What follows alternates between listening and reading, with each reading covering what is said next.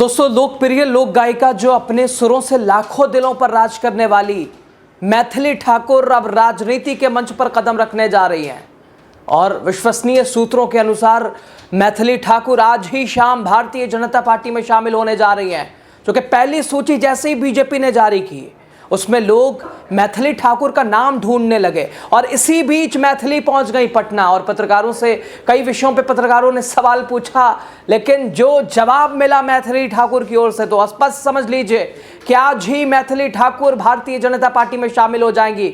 ये महत्वपूर्ण जानकारी आपको बता रहे हैं और इसके लिए पार्टी की ओर से भव्य एक मिलन समारोह का आयोजन भी आज ही पटना में किया जा रहा है और इस कार्यक्रम में मैथिली ठाकुर के साथ साथ कई अन्य प्रमुख हस्तियां जो कि समाज में उनकी विश्वसनीयता है, उनकी पकड़ है और अलग अलग क्षेत्रों से हैं, सामाजिक कार्यकर्ताओं के भी बीजेपी में शामिल होने की संभावना है। लेकिन सबसे महत्वपूर्ण मैथिली ठाकुर जो कि एक सशक्त छवि वाली हैं, लोक संगीत से लेकर देशभक्ति गीतों तक उन्होंने युवाओं में एक खास पहचान बनाई है।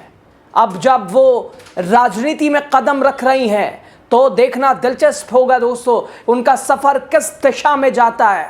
बीजेपी को उम्मीद है कि मैथिली की लोकप्रियता और उनकी जनसंपर्क क्षमता पार्टी को बिहार और अन्य राज्यों में मजबूती दे सकती है। तो इस बीच ये महत्वपूर्ण जानकारी, एक तरफ भारतीय जनता पार्टी ने पहली सूची जारी कर दी है दोस्तों, तो वहीं दूसरी तरफ मैथिली ठाकुर पहुंच चुकी हैं पटना और उम्मीद ऐसी है, कयास लगाया जा रहा सूत्रों के हवाले से जानकारी कि आज ही मैथिली ठाकुर बीजेपी में शामिल हो जाएंगी औपचारिक तौर पर। और आज बीजेपी ने कार्यक्रम का भी दोस्तों आयोजन किया है पटना में ही और कई और भी सामाजिक कार्यकर्ता जो कि समाज में जिनकी पकड़ है वो भी मैथिली के साथ बीजेपी का दामन थाम सकती है। और साथ ही दोस्तों आपको बता दें बिहार चुनाव के लिए बीजेपी की पहली लिस्ट सामने आ गई है।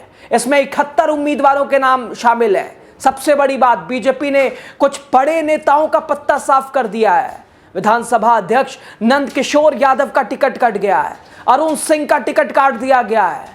बड़े नामों की बात करें तो बीजेपी अध्यक्ष सम्राट चौधरी को तारापुर से टिकट मिला है। सीवान से मंगल पांडे जो कि मौजूदा स्वास्थ्य मंत्री है उन्हें टिकट दिया गया है। बांकीपुर से मंत्री नितिन नवीन को टिकट दिया गया है। दीघा से संजीव चौरसिया को टिकट मिला है।